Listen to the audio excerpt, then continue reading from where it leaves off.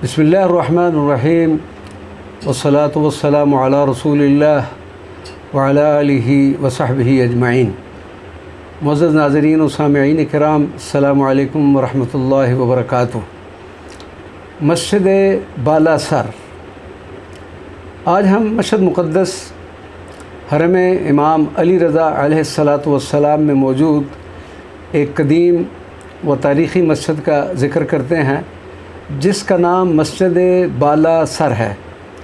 یہ حرم امام علی رضا علیہ السلام میں آپ کی ذریح مبارک کے سرانے والی مسجد ہے، اور حرم مطہر کے احاطے میں قدیم ترین تاریخی عمارت بھی یہی مسجد ہے۔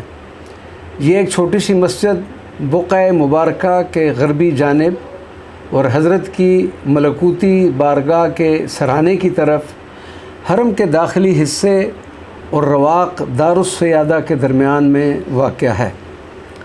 تاریخی شواہد کی بنا پر مسجد بالا سر کو غزنوی دور حکومت کی ایک معروف شخصیت ابو الحسن عراقی عرف دبیر نے سال 425 ہجری کو تعمیر کیا، اور اس شخصیت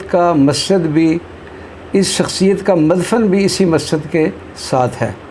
معروف سیاح مراکش کے ابن بطوطہ، جس نے 734 ہجری میں مشہد مقدس میں حضرت امام علی رضا رضی اللہ تعالی عنہ وعلیہ السلام کی زیارت کا شرف حاصل کیا، اس نے بھی حضرت کی ملکوتی بارگاہ کے ساتھ واقعہ اس مسجد بالا سر کا بھی ذکر کیا ہے۔ ناظرین کرام، آپ میں سے بھی کسی شخصیت کا مشہد مقدس میں حضرت امام علی رضا کی بارگاہ میں جانے کا شرف حاصل ہو تو اسے بھی اس مسجد بالا سر کی زیارت کا شرف حاصل کرنا چاہیے۔ والسلام علیکم ورحمۃ اللہ وبرکاتہ۔